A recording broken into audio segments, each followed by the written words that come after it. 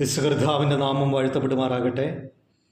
വെളിപ്പാട് പുസ്തകം 1-ാം അധ്യായം 13 മുതൽ താഴേക്ക് വായിച്ചു വരുമ്പോൾ കർത്താവായിരിക്കുന്ന യേശു ക്രിസ്തുവിൻ്റെ ശ്രേഷ്ഠത, മഹത്വം, തേജസ്സേറിയ രൂപം ഈ യോഹന്നാൻ കാണുകയാണ്. അതിൽ 15-ാമത്തെ വാക്യത്തിൽ കർത്താവിൻ്റെ ശബ്ദത്തെക്കുറിച്ച് വെളിപ്പെടുത്തിയിരിക്കുന്നത് പെരുവെള്ളത്തിൻ്റെ ഇരച്ചിൽ പോലെ എന്നാണ് രേഖപ്പെടുത്തിയിരിക്കുന്നത്. 7 നിലവിളക്കിൻ്റെ നടുവിൽ നിലയങ്കി ധരിച്ച് കണ്ണ് അഗ്നിജാലയ്ക്കത്തുള്ളത്, തലമുടി വെളുത്ത പഞ്ഞി പോലെ, കാലുലി ചുട്ടുപടിപ്പിച്ച വെള്ളോട്ടിന് സദൃശം. തുടർന്ന് ശബ്ദത്തെക്കുറിച്ച് വെളിപ്പെടുത്തുമ്പോൾ പെരുവെള്ളത്തിൻ്റെ ഇരച്ചിൽ പോലെ ശബ്ദമെന്ന് വ്യക്തമായിട്ട് വെളിപ്പെടുത്തിയിരിക്കുക.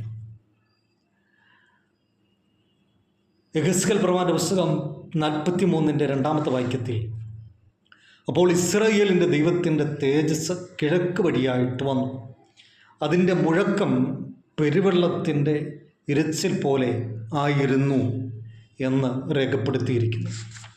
അപ്പോൾ ദൈവശബ്ദത്തെക്കുറിച്ച് അവിടെ വെളിപ്പെടുത്തുകയാണ്. പെരുവെള്ളത്തിൻ്റെ ഇരച്ചിൽ പോലെ യെഹെസ്കേൽ പ്രവാചകൻ കേൾക്കുക. സങ്കീർത്തനം 29-ൽ ദൈവശബ്ദത്തെക്കുറിച്ച് വ്യക്തമായിട്ട് പല ആവർത്തി വെളിപ്പെടുത്തിയിട്ടുണ്ട്. എൻ്റെ 3-ാമത്തെ വാക്യം, യഹോവയുടെ ശബ്ദം വെള്ളത്തിന് മീതെ മുഴങ്ങുന്നു എന്ന്. 4-ാമത്തെ വാക്യം, യഹോവയുടെ ശബ്ദം ശക്തിയോടെ മുഴങ്ങുന്നു, യഹോവയുടെ ശബ്ദം മഹിമയോടെ മുഴങ്ങുന്നു. 5-ാം വാക്യം, യഹോവയുടെ ശബ്ദം ദേവദാരുക്കളെ തകർക്കുന്നു. 7, 8, 9 വാക്യങ്ങളിൽ യഹോവയുടെ ശബ്ദം അഗ്നിജാലകളെ ചിഹ്നിക്കുന്നു, യഹോവയുടെ ശബ്ദം മരുഭൂമിയെ നടുക്കുന്നു, യഹോവ കാദേശ് മരുവിനെ നടുക്കുന്നു, യഹോവയുടെ ശബ്ദം മാൻപേടകളെ പ്രസവിക്കുമാറാക്കുന്നു, അത് വനങ്ങളെ തോലുരിക്കുന്നു. അപ്പോൾ ദൈവശബ്ദത്തിൻ്റെ പ്രത്യേകതകൾ അവിടെ വെളിപ്പെടുത്തി. മാൻപേടകളെ പ്രസവിക്കുമാറാക്കുന്നു, കാദേശ് മരുവിനെ നടുക്കുന്നു, വനത്തിലെ തോലുരിക്കുന്നു, പാറകളെ പിളർക്കുന്ന ശബ്ദമെന്ന് വ്യക്തമായിട്ട് വെളിപ്പെടുത്തിയിരിക്കുക. അപ്പോൾ ദൈവത്തിൻ്റെ ശബ്ദം തകർക്കുന്ന, ചിലതിനെ നീക്കുന്ന, മാൻപേടകൾക്ക് പ്രസവം നൽകുന്ന ശബ്ദം, ഈ രീതിയിലെല്ലാം ശബ്ദത്തെ വെളിപ്പെടുത്തിയിരിക്കും.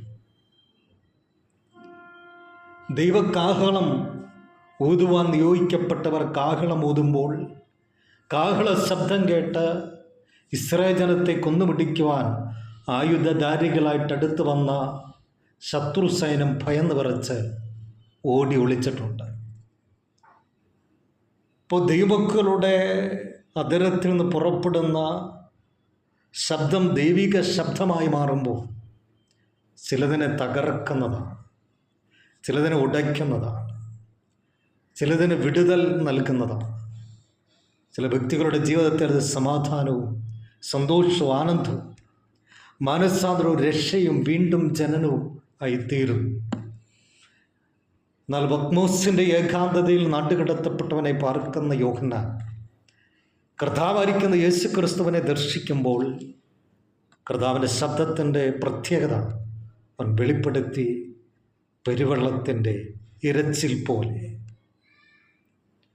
പെരുവെള്ളം സകലത്തിനെ തകർത്ത് ഒഴുകി വരുമ്പോൾ പുറപ്പെടുന്ന ശബ്ദം, കുത്തി ഒഴുകുന്ന ഒഴുക്കിൻ്റെ ശബ്ദം, ശാന്തതയോടെ ഒഴുകുന്ന ഒഴുക്കിനെ എല്ലാം നമുക്കറിയാം. ആഞ്ഞടിക്കുന്ന തിരമാലയുടെ പ്രകമ്പനം കൊള്ളിക്കുന്ന ശബ്ദം, ഇവിടെ ഒഴുകി വരുന്ന പെരുവെള്ളത്തിൻ്റെ ഇരച്ചിൽ പോലെ ഉള്ള ശബ്ദം യോഹന്നാൻ കേൾക്കുകയാണ്.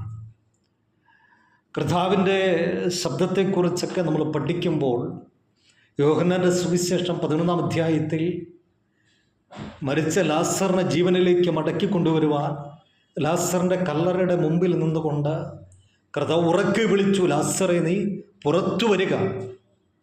അപ്പോൾ അവിടെ മുഴങ്ങിക്കേട്ട ഗംഭീര ശബ്ദമായി ജീർണിച്ച് നാറ്റം വെച്ച് 4 ദിവസമായ ലാസറിൻ്റെ ജീർണിച്ച കാതുകളിലേക്ക് ഈ ശബ്ദം ഇടിച്ചു കയറിയ മാത്രയിൽ അവൻ ജീവനുള്ളവനായി പുറത്തു വന്നു. അപ്പോൾ കർത്താവിൻ്റെ ശബ്ദത്തിൻ്റെ ഒരു പ്രത്യേകത നമുക്കവിടെ കാണുവാൻ കഴിയുന്നുണ്ട്. ജീവനറ്റുപോയ ജീവിതങ്ങൾക്ക് ജീവൻ പകരുന്ന ഒരു ശബ്ദമായി അതവിടെ മാറി എന്ന് കാണുവാൻ കഴിയുന്നു.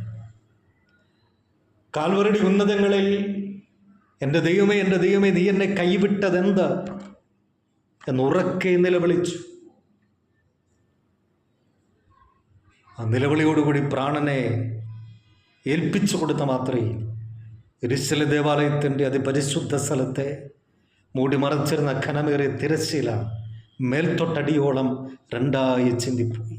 പാറകൾ പിളർന്നു, ഭൂമി കുലുങ്ങി. മരിച്ച വിശുദ്ധന്മാരുടെ കല്ലറകൾ തുറക്കപ്പെട്ടു.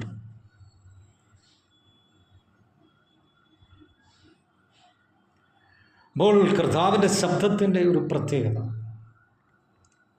ചിലതിനെ കീറി മുറിക്കുന്നു, പിടിച്ചു കുലുക്കുന്നു.